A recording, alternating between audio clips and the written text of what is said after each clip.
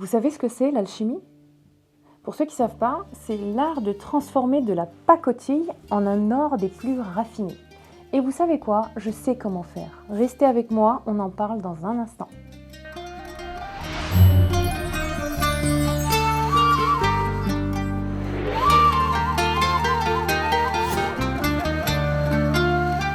Assalamu alaikum wa rahmatullah wa barakatuh, chers frères et sœurs. Bienvenue dans cette assise spirituelle où on va explorer ensemble une réalité magnifique, la force alchimique de notre foi. Vous vous dites peut-être, mais qu'est-ce qu'elle raconte celle-là? Mais croyez-moi, notre foi nous confère un pouvoir grandiose. On s'en rend même pas compte. Fethullah Gülen Hoca Efendi nous transmet les préceptes de notre prophète sallallahu alayhi wa sallam en nous expliquant qu'une petite action accomplie avec une intention pure et sincère peut prendre une dimension infinie aux yeux d'Allah Azza wa Jal. Et oui, vous pouvez faire quelque chose d'insignifiant comme ramasser des déchets, enlever un obstacle sur un chemin, céder un passage aimablement. Toutes ces actions semblent banales et ne pas mériter une rétribution considérable, n'est-ce pas? En réalité, votre intention étant de préserver le dépôt d'Allah, éviter un accident à d'autres, répandre le salut et la bienveillance, eh bien c'est ça qu'Allah va rétribuer à sa juste valeur. Notre saint prophète sallallahu alayhi wa sallam dit « Les actions ne valent que par leurs intentions ». Ainsi, l'intention ici, c'est l'alchimie de la foi. C'est ce qui transforme le plomb de nos gestes en un or céleste. Celui donc qui agit pour plaire à Allah voit ses œuvres insignifiantes multipliées par la miséricorde divine. Alors commençons par renouveler notre intention dans tout ce qu'on entreprend dans ce chemin de l'alchimie. J'aimerais partager avec vous une anecdote qui m'a permis de comprendre l'alchimie et de faire cette vidéo. Il y a quelques mois, notre famille s'est élargie. On a accueilli le merveilleux petit garçon de ma belle-sœur. Et comme vous le savez, peu de temps après la naissance d'un bébé, il est de la tradition de notre prophète sallallahu alayhi wa sallam de faire don du poids des cheveux du bébé en or ou en argent.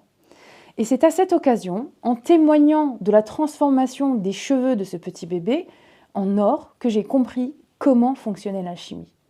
En fait, c'est se désintéresser du matériel.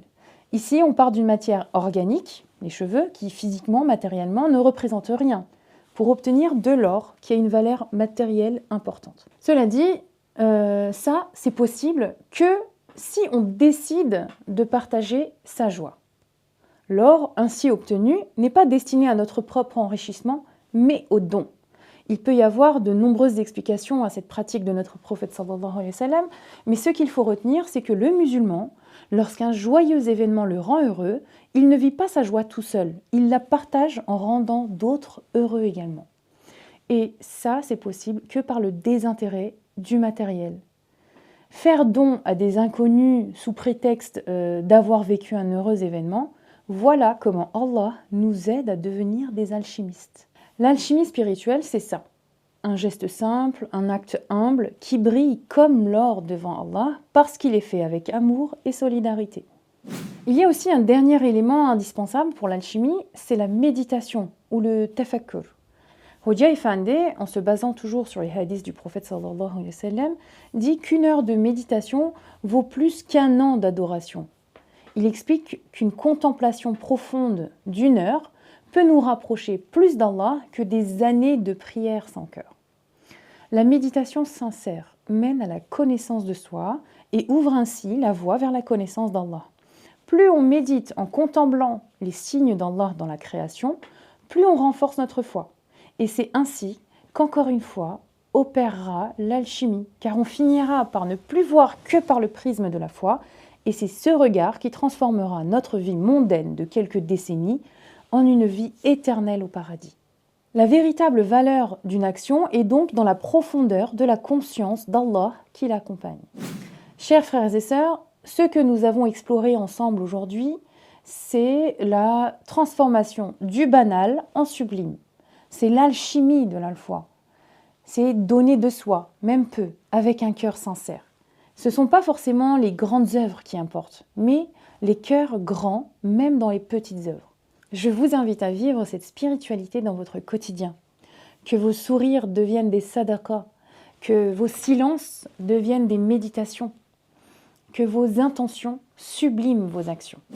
Ya Rabbi, accepte de nous ces petites œuvres, donne-leur une valeur infinie à tes yeux, fais de nos intentions des joyaux dans ton agrément et guide-nous vers l'authenticité. Amin. Alors juste avant de vous libérer, après avoir tant parlé d'alchimie, je ne peux pas finir cette vidéo sans vous conseiller L'Alchimiste de Paulo Coelho. C'est un livre fabuleux qui nous permet de nous reconnecter à l'essentiel. Il y a aussi le livre Hayy ibn Yaqzan, Le Vivant, fils de l'éveillé d'Ibn Tufayl, qu'on peut également vous conseiller dans la même lancée.